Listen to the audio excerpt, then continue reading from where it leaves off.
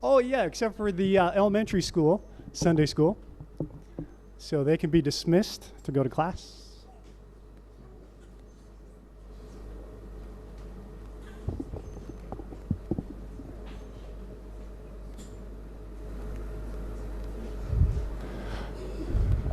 Okay, last week, Jerry brought a good message on why do Christians get sick, and he did a good job connecting the mind and the body, and how they work together, and depending on how you're thinking, it can actually affect your health. Now, some of you know that I'm a chiropractor. So what that means is, I guess I'm a glorified body mechanic, so to speak. So I want to continue talking about this mind-body connection. And with that being said, which part do you think I'm going to talk about? You think the body. No, I want to talk about the mind. Of course, why not? I was going to title my message today, How to Be 10% Happier.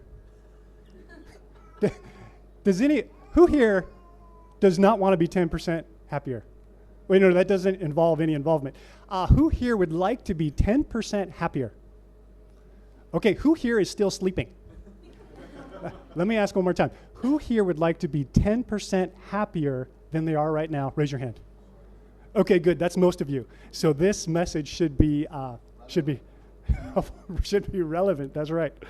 Actually, this is not original to me. There's a book out. It's called 10% Happier. This is a book. I did not read this book because at times I could be too lazy. I listened to this book. Do you guys know the Audible? You can download a book and actually listen to it. The 10% Happier, it got my attention. So I listened to this book. It's this author, Dan Harris. Dan Harris is a very famous news person in the United States. This is him. And he says, how I tamed the voice in my head, reduced stress without losing my edge, and found self-help that actually works. A true story. Now imagine if Patrick listens to this message, he's going to say, what did Peter do? He's talking about self-help during a message at Penang Bible Church. Yes, I am. So let me, just give me some time. So I wouldn't recommend this book. It was very entertaining, and he does a good job talking about how through meditation and mindfulness, you can actually achieve a happier state. And with his story, he was a war journalist, and so experienced a lot of trauma going to Afghanistan and those areas. And so the way that he dealt with it when he came back is he used a lot of drugs, he admitted that, but he also suffered from a lot of anxiety and a lot of stress after that. So the book is about his journey and how he began to use, they call it mindfulness, but it basically is meditation. And I don't know about you, but when I think of meditation, a lot of times I think of, the Eastern religions like Buddhism and things like that talk about meditation, and it doesn't really fit with our Christian faith. But hopefully I can, if that's how you think, I could help to change your mind this morning. So with Audible, that's an Amazon company, so as soon as you look at one thing, now they know who you are, and they send you other things. So they sent me advertisement for this book. Okay, sure, I'll take a look. So this book, Breaking the Habit of Being Yourself, How to Lose Your Mind and Create a New One. Again, catchy title. So I started to check into this book, and I really liked that it also dealt with some mindfulness, but had much more detail on how the brain works, and how just our memories and things like that all fit together. And so the science behind this book was really pretty amazing. Some of the latest scientific research was in this book. And this book is written by Dr. Joe Dispenza. And I found out he's a chiropractor. So of course, I love this book, right? Um, now with this book, he gets very new age, kind of that approach. So that can be confusing, perhaps. But to me and my Christian faith, with some of the information in this book, it really brought together, some of our Christian ideas and how we are to approach God.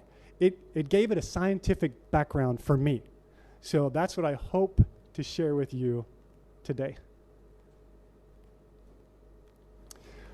So as Jerry said last week, there is a massive body of research that confirms that a mind and body connection is real.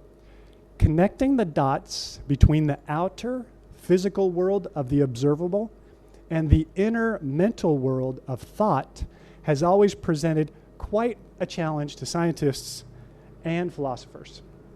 So let me start with this guy. Does anyone recognize him? Why would you? It's a painting of a man wearing a wig. This would represent Sir Isaac Newton.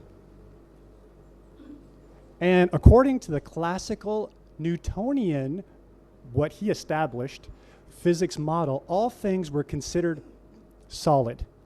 For example, energy could be explained as a force to move objects or to change the physical state of matter. But as you will see, energy is much more than an outside force exerted on material things. Energy is the very fabric of all things material and is responsive to the mind. So about 200 years after Isaac Newton was this man. Okay, who's this guy? Yeah, Albert Einstein. I don't know if you just knew that or if you remember this image from Jerry's message last week, but yes, this is Albert Einstein. And Albert Einstein produced his famous equation, E equals mc squared. Have you all heard of that equation before? Does anyone know what it means?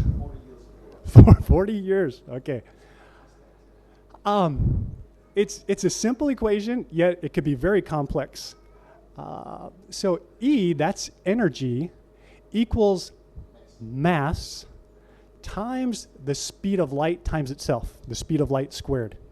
So those can be interchangeable. So this equation is demonstrating that energy and matter are so fundamentally related that they are one and the same. Essentially, his work showed that matter and energy are completely interchangeable. And this directly contradicted Newton and ushered in a new understanding of how the universe functions. So this is an image of the classical atom. Have you all seen this picture before? Right, so when we look at our world, it's made up of some of the most basic units are atoms. And the classic model typically would show, there we go, shows a nucleus with electrons spinning around the nucleus. Now, these electrons are moving very quickly. So this classical model, I once had a science teacher explain to me that if you were to take a football stadium, and you could think American football or you could think soccer football, that's okay, but imagine a football stadium.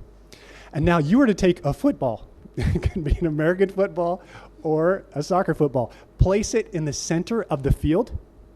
Now, if you take the electrons, they're about the size, smaller than a little BB, really tiny little, that's the size of an electron. Now the electrons are spinning around this ball, spinning around the nucleus, about where the cheap seats are located. So the very highest, further away seats, but the electrons are spinning so fast that it seems like this stadium is solid because of the movement of these electrons. Does that make sense? Did anyone fall asleep on that one? So that's the classical atom model. And again, that focuses on matter, on material. So the old school classical Newtonian version of an atom, and again, the focus is primarily on the material. So you see most of it is actually empty space. I was going to take this microphone. I don't think it'd be a good idea. But if I held it down, it would look like a microphone on a cord. But if I spun it really fast, it would now look like maybe a propeller, or maybe if I go fast enough, you would think it was a solid disc because of the movement. Well, that's basically how these atoms are represented. Now the quantum atom shows that there's still this nucleus. But the electrons, they don't just spin in one particular orbit. They're moving all about this nucleus. And again, they're moving so fast that it seems physical. Now, if we take just, for example, carbon, which most of us are made up of a lot of carbon. Actually, so are diamonds. Diamonds are made up of carbon. Carbon only has 6 electrons that go around the nucleus. And those electrons, they could be located at any one of these places in space and time. So, I mean, if you were to look at this, how many little specks do you see? Who knows? A couple 100,000. But yet, each one would represent only one of 6. So basically, what I'm trying to say is the new school quantum version of an atom, the atom is 99.9999% energy, and it's only 0.00001% is matter. Okay, so I just took about 7 or 8 minutes telling you everything that you think is real, that is physical, the chair that you're sitting on, I'm telling you, it doesn't exist. But yes, it does. I'm sitting on this chair. No, it's actually a form of energy, just like we are a form of energy. So if you look at it, this chair, 10,000 years from now, the state of it will change because as the energy changes. But it's, hopefully this will come together. So, in the beginning of the Bible, Genesis 1:1, it actually says God created everything by speaking. So what I get from that is it's God's energy that created everything. So we think that if we take all the chairs in this room, we stack them up, it'll equal, I don't know, a couple 100 kg of mass. But really, it's a store of energy. So God, when he spoke, his energy created everything. You okay? Okay, I didn't know how deep this would go. As I think about it, it almost overwhelms me, but yet it helps me make sense of, so what we see and what we think is real based on our senses, how we process this information, we think that this chair is solid matter, but it's not. It's just energy that's contained within the structure, within the shape of the chair.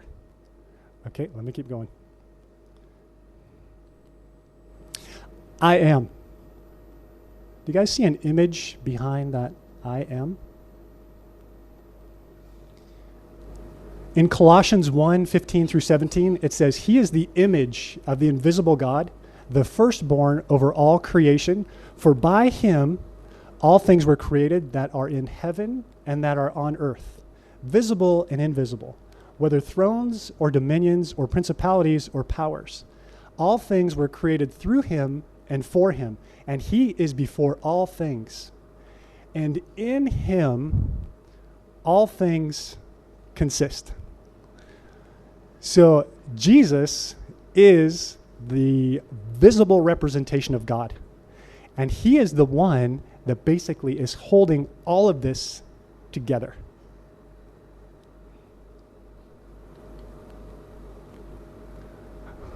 It's quite an image. This picture would represent an atom bomb. So an atom bomb can be very devastating. Now, with an atom bomb, that's a bomb that there's not material that burns or just explodes, but what happens is the atomic structure of a particular matter is changed. And there's fission and fusion. One, they split the atom. When they split an atom, there is so much energy released that it could be absolutely devastating. The United States dropped an atom bomb on 2 different places in Japan, and that ended World War II because the damage, the effect was so devastating. And when you look at that, all it is separating the atom that God is keeping together. So the point I'm trying to make is it's Jesus and his power is what is keeping the atoms together. So it's all about energy. Hebrews 1:3 says the sun is the radiance of God's glory and the exact representation of his being, sustaining all things by his powerful word. Other versions, Bible versions, say that he holds all things together. So it's his power that's keeping that energy contained.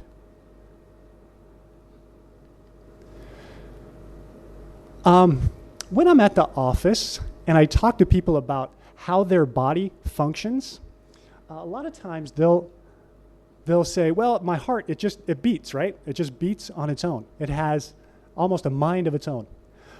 But I'll ask them, I'll say, so where does the intelligence that keeps your heart beating, where does that come from? And the answer is, it's part of the autonomic nervous system. So where is that system located? The autonomic system is located inside your brain. Within the brain, are there specific tissues that are responsible for keeping your heart beating? Yes, those tissues are made up of cells. And those cells are made up of molecules, and the molecules are made up of atoms, and the atoms are made up of 99.99999% energy. So it's energy that actually keeps your heart beating. And just a side note, between today and this time tomorrow, your heart will probably beat about 100,000 times, the average person. That intelligence that keeps the heart beating, that is energy. That is energy that, of course, is from God. Now, to take this even one step further, so what about the heart? The heart itself. The heart is made up of cells, which are made up of molecules, which are made up of atoms, which are made up of subatomic particles. So even the heart tissue is basically energy. Okay, let's talk about different forms of energy.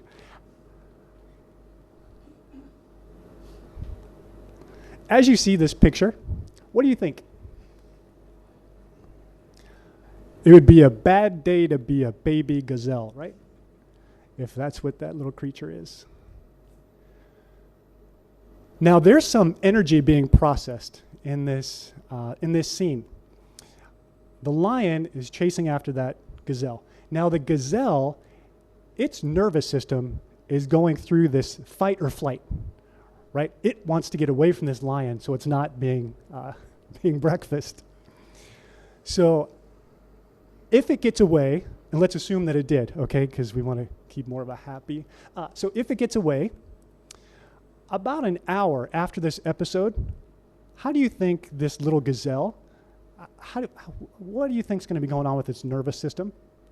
Do you think it'll still be worried about the lion that was chasing him? I don't know for sure, but I would think that after about 30 minutes or so, maybe an hour, it doesn't remember. It doesn't focus on what happened before. Yet, how many of us feel like maybe there's a lion chasing us, or we just feel that fight or flight, but then we can't let it go? And so we just keep going back to it, and we continue to think about, the stress involved. Another representation of this image would be in 1 Peter 5, 8 through 9. It says for us to be sober, be vigilant, because our adversary, the devil, walks about like a roaring lion. So we should resist him, steadfast in the faith, knowing that the same sufferings are experienced by your brotherhood in the world. So once we resist the devil and we're out of that situation, then we should no longer go through that fight or flight. Actually, God would tell us that we should be still and know I am God. It's hard to do in this situation. But again, once it passes, we should be still. Does anyone have a challenge with just being still and knowing God during, okay. Especially when our lives look like that. It's not quite Georgetown, but you get the idea. I know a lot of times we feel like our life feels this way. Or maybe not so much the external, maybe it's more the internal. And we just feel like even our thoughts are just going many different directions. So it's really hard to be still. Well, what Paul tells us to do is he tells us to rejoice in the Lord always. I'll say it again. Rejoice. Let your gentleness be evident to all. The Lord is near. He says, do not be anxious about anything, but in every situation, by prayer and petition with thanksgiving, present your request to God, and the peace of God, which transcends all understanding, will guard your hearts and minds in Christ Jesus. And it goes on to say, whatever things are true, whatever things are noble, whatever things are just, whatever things are pure, whatever things are lovely, whatever things are of good report, if there is any virtue and there is anything praiseworthy, meditate on these things.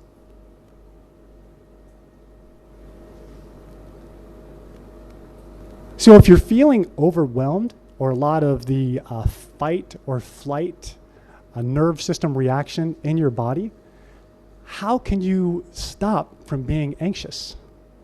Well, the Bible, and again, Paul, he tells us in Romans 12:2, he says, do not conform to the pattern of this world, but be transformed by the renewing of your mind. Then you'll be able to test and approve what God's will is, his good, pleasing, and perfect will.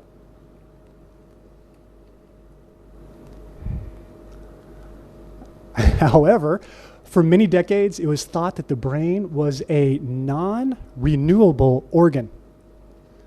That brain cells are bestowed in a finite amount, and they slowly die as we age, whether we attempt to keep them around or not. And as this person said, in adult centers, the nerve paths are something fixed, ended, immutable. Everything may die, nothing may be regenerated. And this was in 2014. And it actually says non-renewable organ. And yet, Paul tells us we should renew our mind.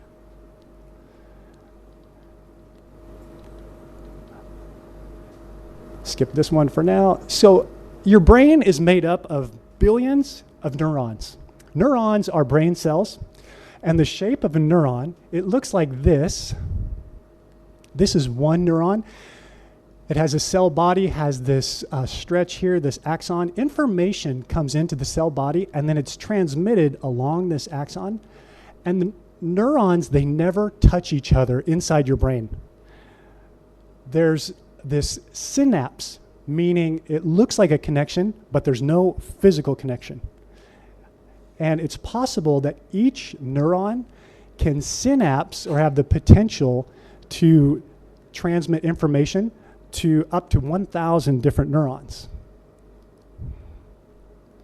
So it might look something like this. So if you have a neuron here, it's possible that this neuron could send messages, chemical and electrical messages along this pathway, maybe to this neuron, or maybe along a different pathway to a different neuron. So that's how we think, is this information is going around inside our brain traveling through these neurons. Last week, Jerry showed us this image, and this is an actual picture of some brain tissue, and it shows these different neurons, and they look a little bit like a tree, maybe in a forest. And Jerry pointed out that there's, see this higher concentration of connections in this area compared to less up in this upper area. And so Jerry pointed out that this is what a strong memory would look like. Now, I'd like to say that a memory isn't necessarily just something that you remember, like your spouse or your children's face. Now, of course, that's going to be a very strong memory. You're going to recognize that very easily. But a memory could also be, does anyone besides Marcia know how to play the piano in here? Okay, so assume you did know how to play the piano. To learn how to play the piano, it's something that over time through practice, you can develop. Have you heard of muscle memory? Okay, or if you're a typist, you know how to type, it's something that you can do almost automatic, and they say because of muscle memory. But muscle memory, it doesn't really exist. It's actually the neurons that control the muscles, they will develop stronger connection from one neuron to the next.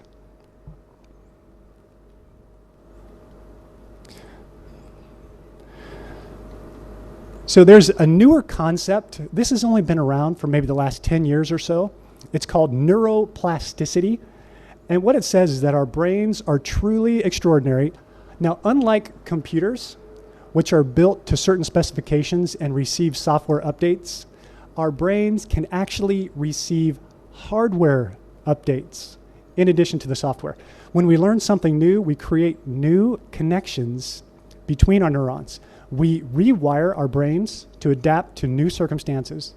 And this happens on a daily basis, but it's also something that we can encourage and we can stimulate. So what this means is with your computer, imagine your brain is your computer. What if you could actually take the microprocessor and you could add additional chips?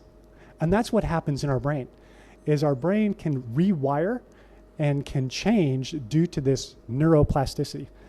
Okay, but how do we do that? It's due to a situation called Hebb's law. And Hebb's law says that neurons that fire together, they will wire together. So if I want to learn how to play the piano, I need to practice. And I need to do that on a very consistent basis. As I do that, when I do the certain notes, that's recorded in my brain, that memory. And each time I repeat, it's going to increase that pathway. It'll make it stronger. And the same would be true. Has anyone not ridden a bike maybe in the last 10 or 15 or 20 years or 30 years? Okay, imagine you haven't ridden a bike in the last 20 years. Now, they say, oh, it's like riding a bike. But if you hadn't ridden a bike in maybe 10 years and you get back on a bike, you're going to feel pretty unstable because it's not something that you've been reinforcing on a consistent basis.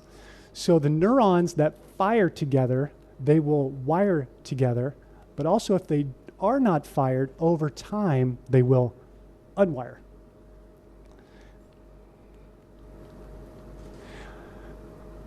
So your brain, it doesn't know how to do this yet. This would be in respect to playing the piano. And every attempt that you make at it, you're forging a new path and making that path wider every time you practice. So because of this neuroplasticity, you really can teach an old dog new tricks. Do we have any old dogs? Okay. Doug, myself, Dennis. Yeah, I feel like an old dog. So old dogs, they should learn new tricks. Actually, this might be a good one to learn. You take a treat, put it on the front of your nose, and you don't touch it until maybe you've earned it. So, high five an old dog next to you. Oh, look, it's an old dog. And he's actually learned to high five. Actually, we should say, amen. Okay, so the brain, with these neurons firing, through science, we've now discovered how to actually measure, and it's through this electroencephalogram, or an EEG. It'll measure the amount of electrical contractions that are in the brain. And as it measures, it'll show these squiggly lines. These are brain waves. And there's primarily 4 different types of brain waves that our brains will emit. Going from the most relaxed, the slowest cycle, which is delta, up through beta brainwaves. Now the delta brainwaves, when a baby is born, delta, does anyone know anything about delta brainwaves? When you're in a deep, deep sleep, your brainwaves will be in a delta state. And that also will affect babies. Between birth and 2 years old, the human brain functions primarily in the lowest brainwave levels from about half a cycle per second up to about 4 cycles per second. This range of electromagnetic activity is known as the delta waves. Adults in deep sleep are in delta. And this is why when you see a newborn, they can't really stay awake longer than just a few minutes at a time. And they're not doing any type of critical thinking. What's going on in their brain is they're hungry, they cry. They're wet, they cry. So it's more of a subconscious type of brain activity. The next one up, the theta brain waves, children, once they get between about 2 and 5 years old, they'll begin to demonstrate slightly higher EEG patterns. The children that are in this theta wavelength, they're usually in a trance-like and primarily connected to their internal world. They're really using their imagination, and they live in the abstract and the realm of the imagination and exhibit few of the nuances of critical, rational thinking. Further up into the alpha brainwaves, this usually happens to children when they're between 8 and 12 years old. This is where the analytical mind begins to form. They can still have their foot in both worlds, so to speak. So children, when they're 8 to 12 years old, they can be very imaginative, but at the same time, they can do some critical thinking. An example would be if you ask a child to pretend that he or she is a dolphin in the sea or a superhero. Hours later, they're usually still in that character, right? They still think they're the dolphin or the superhero. But if you ask an adult to do the same thing, well, you know what's going to happen. So then when we get to the beta, there's 3 levels of beta. There's low, medium, and high. The low beta would be something that you might be experiencing right now. Unless you're sleeping, you could be more in the delta or theta. But if you're listening to me and you're kind of curious what I'm saying, your mind, the brain waves, are going to be in a lower beta. So you're processing the information, but there's not a lot of activity. Now, if I were to stop and ask you to take a test based upon what I've told you so far, now you're going to have to increase the brain activity. Those waves will increase as you go into the mid-beta. Now, the high beta waves, that's when you have a serious problem and you're taking it very serious and you're doing a lot of critical thinking to try to work through this particular problem.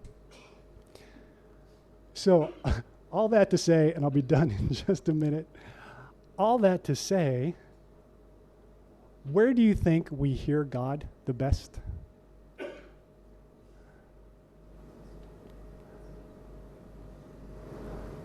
Here's the delta waves, theta waves, alpha waves. These are the different beta. When our brain is going this fast, do you think we can hear God very easily?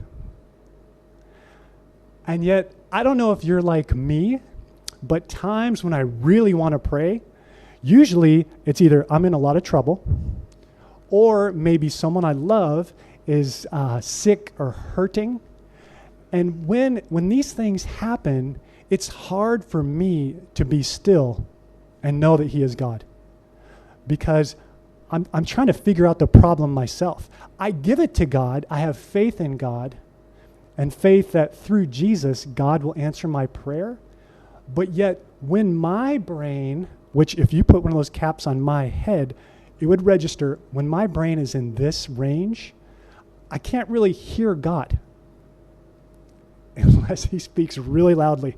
And that's usually not his nature.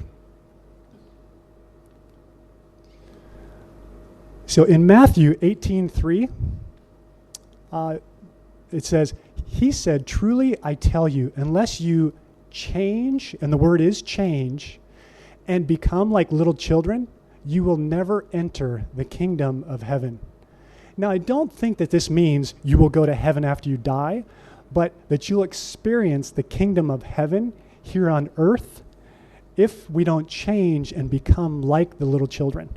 And I don't think he's saying we need to be immature and start to argue with each other. I think what this means is we should change our thinking and be more in this calmer brainwave state.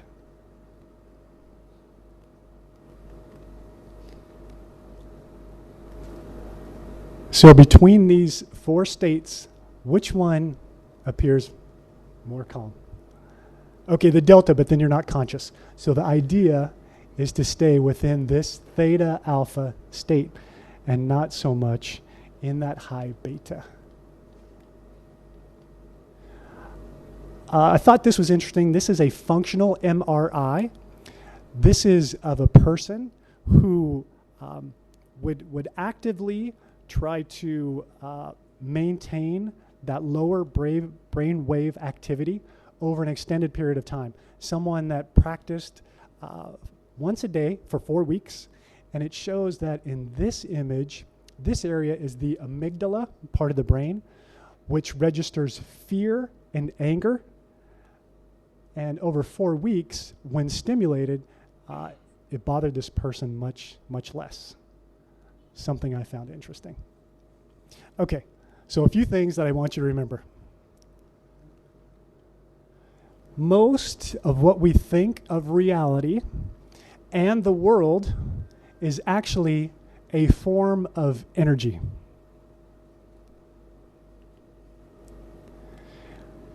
I don't know, one other thought on that is what we think we see and experience, we think is so real, right? But I guess when I think of Jesus and one of his first miracles, do you remember his first miracle that was recorded in the Bible? He was at the wedding, they ran out of wine, so he took water and he changed it into wine. And we say it's a miracle. Well, it's not. He just changed the molecular structure of the water, and now it became wine. Where we say, how is that possible? But he changed the energy state. And I think that he could do that in our world today. No matter what we're facing, he can just change it. I'd also like you to remember that God, through Jesus, provides and controls all forms of energy, which makes up our reality. God has given us free will over our relatively small amount of energy that we have control over. And with the proper steps and with God's help, we can rewire our brains. We can unlearn bad, you can fill in the blank, either bad habits, bad behaviors, and we could relearn good ones. That's through Hebb's Law. And you can teach an old dog new tricks, and it is possible to be still and know he is God. So in addition to this, the one practical piece of advice that I'd leave you, and this is something that I'm trying to do, is to get my mind to be calm. The best time of day to do this is first thing in the morning, because you're coming out of that sleep state. And so as soon as I wake up, I used to say, well, I'll get my Bible and I'll start to pray and do devotionals. Well, now after reading this book, I've changed my approach. And so now what I will do is I will say good morning to God. then I will ask the Holy Spirit to guide me as I then I'll sit in a dark room and I close my eyes to remove any visual stimulation, and I'll just sit and think. Now, some people would say, oh, you're meditating. Well, I don't really like that word, but I will sit and I try not to think of anything so that I can hear the voice of God. Now, that will usually last for about 10 to 15 seconds. Then my mind, like a young dog, like a little puppy, will start to bounce around and will go after things. Well, I will intentionally just say something to myself like just relax. And then I try not to think about that. And so then I realize I'm maintaining my brain wave function in that theta alpha brain wave, not in the higher beta brain waves. There's time for that later in the day. And by maintaining this through the neuroplasticity, over time, it actually gets easier to maintain that calmness. And it's during these times that I can really hear God speak to me. Now, does he every day? No. But it definitely helps to hear his voice and to be more calm. So, Lord, I thank you for this day. Thank you again for this church. Lord, I thank you that through Jesus, you have created all things, and basically, now that science understands, you've created all things out of energy, and all things are a form of energy. I realize that you've given us energy in our minds and in our bodies, and you've given us free will over what we can think and where we can focus our energy, both in our minds and our body. So I thank you that we're able to renew our minds. I pray that you would be with each person here, and you would help them to renew their mind and to achieve that place where they can be still and know that you are God. So I thank you for this day. In Jesus' name, amen.